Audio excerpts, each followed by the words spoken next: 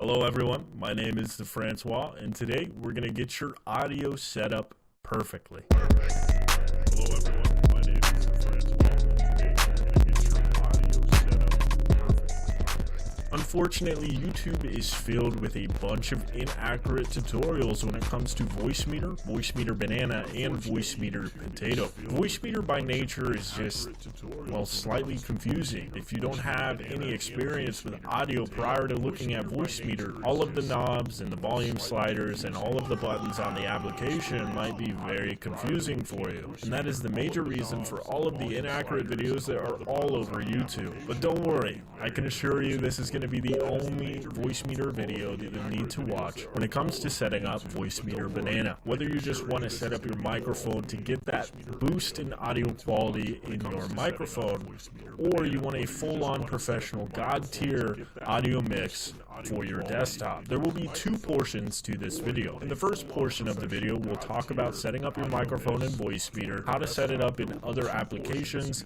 and what kind of adjustments you can make to your microphone within voice meter. This portion is for those of you that want to quickly get your microphone set up in voice meter and never have to watch this video again. You can visit the timestamp on the screen if you want to go ahead and get started with that setup. The second portion of this video is for those of you that want a god-tier audio mix for your desktop and your stream.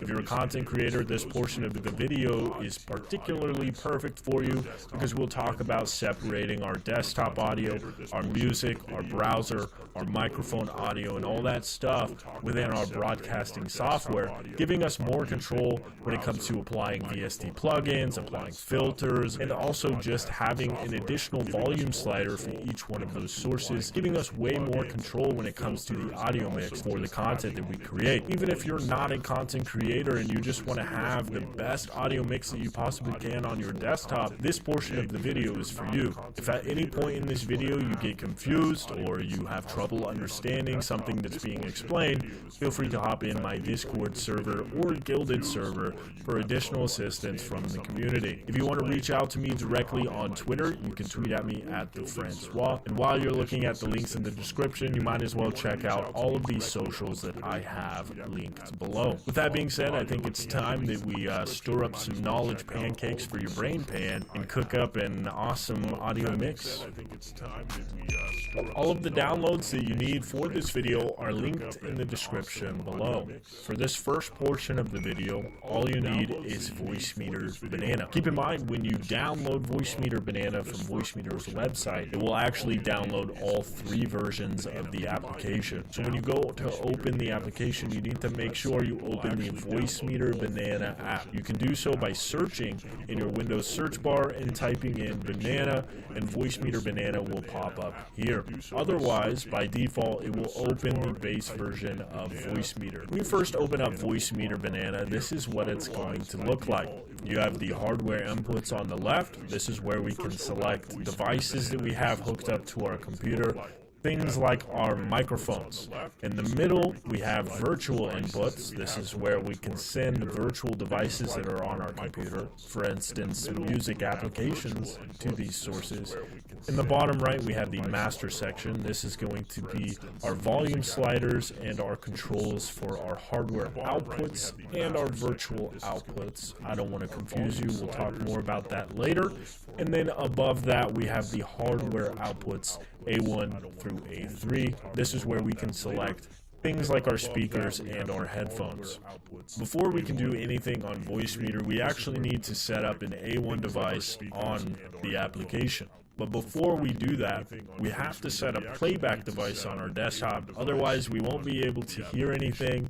For instance, you'll lose the sound for this video. So the way that we do that is by clicking or right-clicking on the speaker icon in the bottom right of your Windows and going to Sounds. Once you're in Sounds, you can click on the Playback tab. We're going to scroll down till we find the voice meter input. We're going to click on that input and we're going to set it to default. We're going to hit OK on that. Once we've done that, we're ready to set up our device on the A1 source. So what we're going to do is select our main source on the A1 selection here. You can pick your speakers, your headphones, whatever you use on a day-to-day basis needs to be selected here. You'll notice that there are multiple selections for the same source. In front of those selections, it will say WDM, MME, or ASIO, or KS.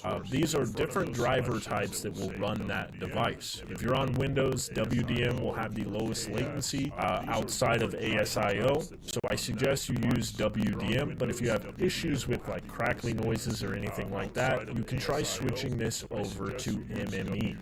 After we've set up our speakers or headphones on our A1 source, we're ready to set up our microphone within Voicemeeter. So if you left click on that input, it will drop down a list of your options, and just go ahead and select your microphone. After you select your microphone, you should see that meter rising up and down, indicating that you're speaking into your mic. Just so you don't forget that this is where your microphone source is, if you right click on the title here, we can change the name of this source over to microphone. After we've done that, I'm going to have you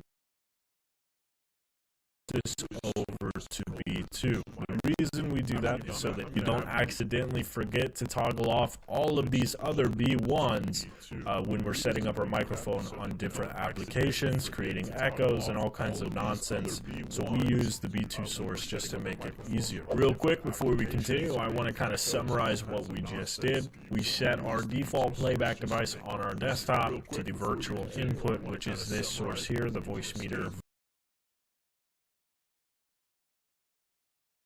Make sure we have the A1 source toggled, because this is going to send that audio to our speakers or headphones, whatever you selected on that A1 device in the hardware outputs. Then we set up our microphone on the hardware input 1, and we switched it from B1 over to B2. Now that we've done all that, we're actually ready to set